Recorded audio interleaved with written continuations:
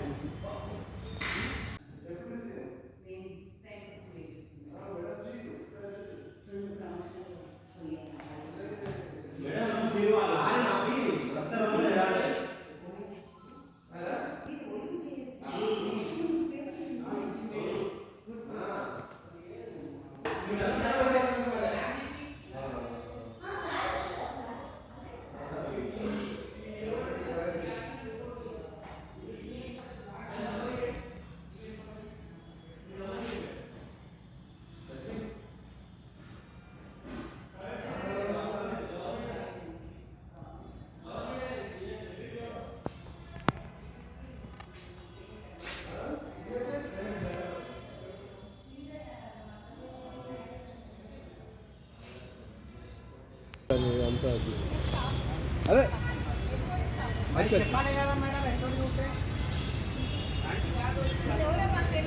సామాన్య జనాలు మేడం మాకు కూడా ఏం తెలియదు అంటే ఏం మాట్లాడరు.